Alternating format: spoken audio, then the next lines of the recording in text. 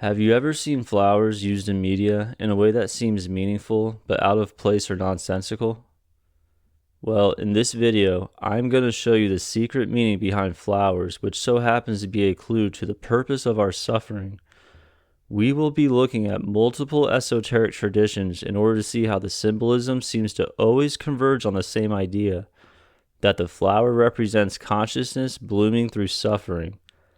But don't worry, you will need to know nothing about these traditions to follow along.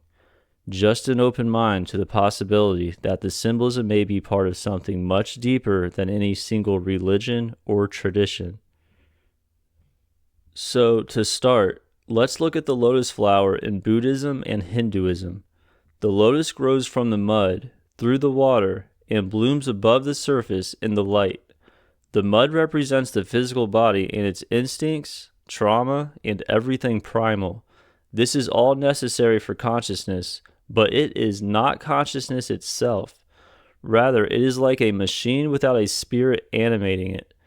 The mud is dirty, messy, and gross, but ultimately contains the nutrients needed for the germination of the seed, or, in the case of consciousness, the activation of the divine spark. Next, the seed begins its ascent through the watery subconscious. The first part of the psyche that is formed is not the consciousness, but the subconscious. The subconscious consists of memories, emotional patterns, and generally anything that shapes your reactions before you think or become aware of them. Notice how the plant is only a stalk and has not flowered at this stage.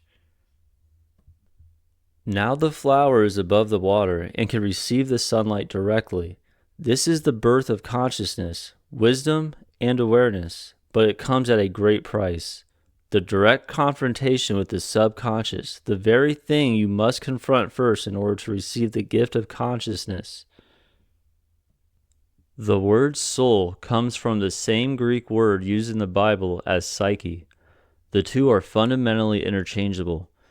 Interestingly, there is debate about the origin of the word soul, with some suggesting it may actually originate from the Proto-Germanic word sewelo, which translates to coming from the sea.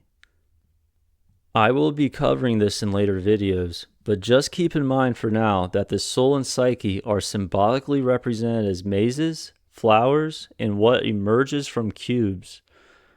Now, in order to really understand why we must suffer and how it can be overcome, I want to show you a clip from the movie Hellraiser.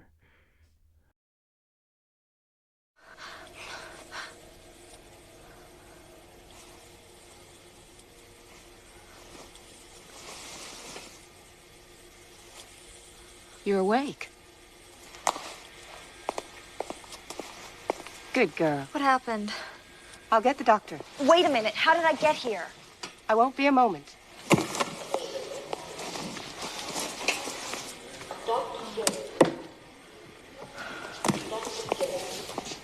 Please get back into bed.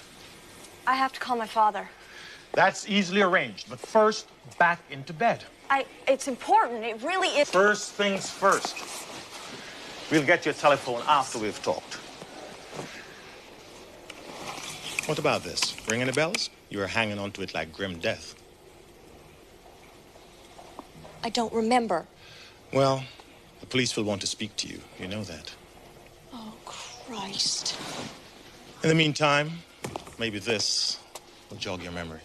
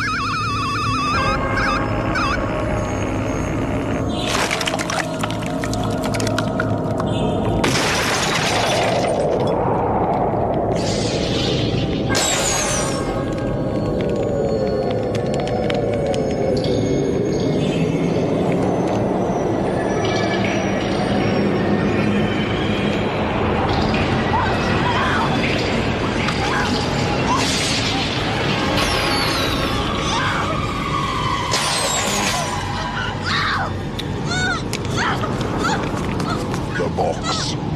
You opened it. We came. It's just a puzzle box! Oh no. It is a means to summon us. Who are you? Explorers in the further regions of experience. Demons to some, angels to others.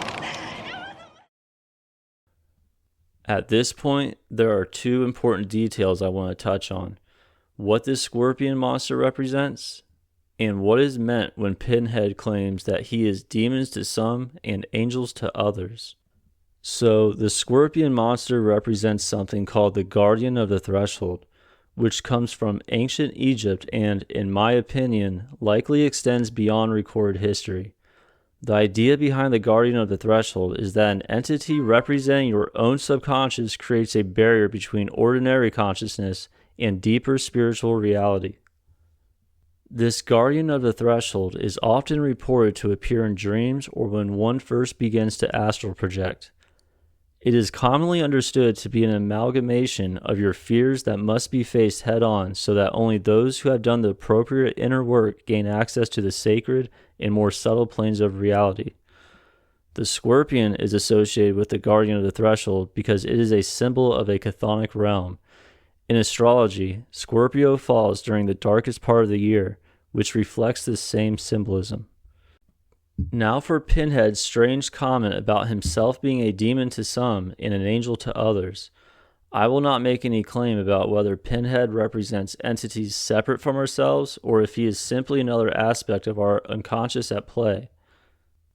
However, I will point out that it is very common in alien abduction accounts and near-death experiences for people to be told or shown that we are here in order to evolve our soul, which, remember, is likely interchangeable with our psyche. With that said, something interesting to note is the recurring idea that there is no separate heaven or hell, but rather the same reality perceived differently. In Eastern Orthodox theology, the saints teach that the same divine presence is heaven to the purified and fire or torment to the unpurified. In the fourth way teachings of Gurdjieff, it is taught that the higher forces are neutral, but a person with sleeping consciousness experiences them as conflict, pressure, or suffering. So, my opinion on all of this is that something far more intelligent than us, whether it be God, some form of non-human intelligence, or our own unconscious, if there is even a distinction between the three, is guiding us towards conscious awareness.